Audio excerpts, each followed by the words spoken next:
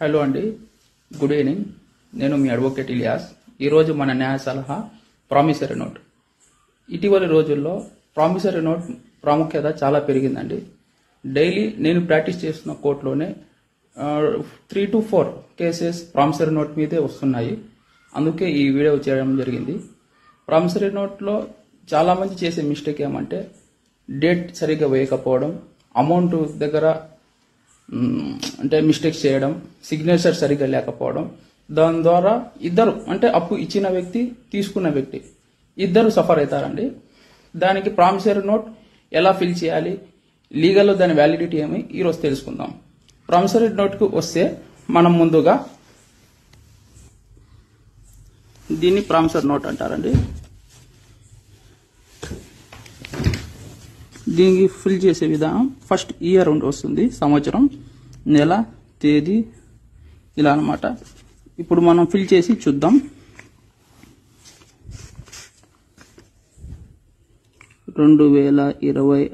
సంవత్సరం. ఇక్కడ వచ్చేసి చాలా మంది 6, 7, 1, 2 అలా పెడతారు, నెంబర్ పెట్టకూడదు ఇక్కడ. ఇప్పుడు ఇది సెప్టెంబర్ నెల, సెప్టెంబర్ నెల 22వ తేదీ,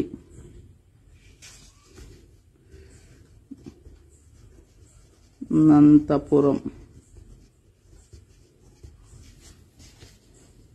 తాడిపత్రి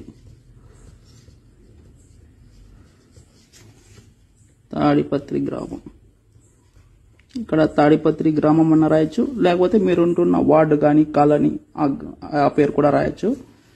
ఇక్కడ అప్పు ఇచ్చిన వ్యక్తి అంటే రుణదాత ఎవరైతే ఉంటారో అతని పేరు, సన్ ఆఫ్ అంటే వాళ్ళ ఫాదర్ పేరు,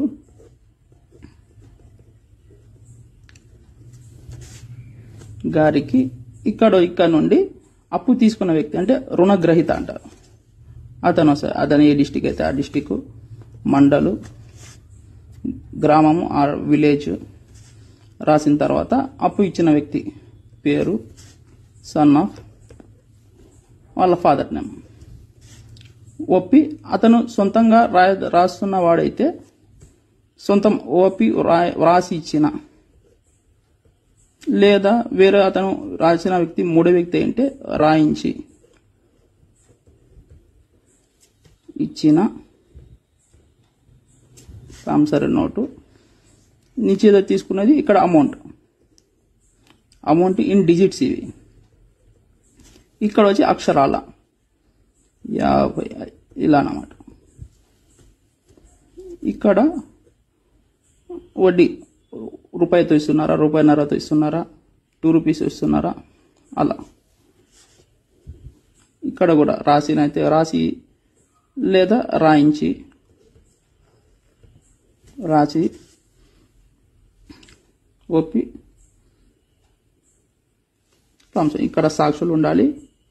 ఇక్కడ వికలం ఎవరైతే రాసింటారో అతని పేరు. ఇక్కడ రెవెన్యూ స్టాంప్, మెయిన్గా ఇది అన్నమాట.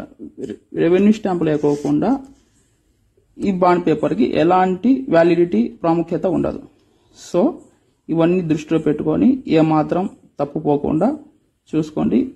అప్పు ఇచ్చిన వ్యక్తి కానీ తీసుకున్న వ్యక్తి కానీ ఇద్దరు నష్టపోకూడదు అని చెప్పి ఈరోజు మనం చేసిన వీడియో యొక్క సారాంశం.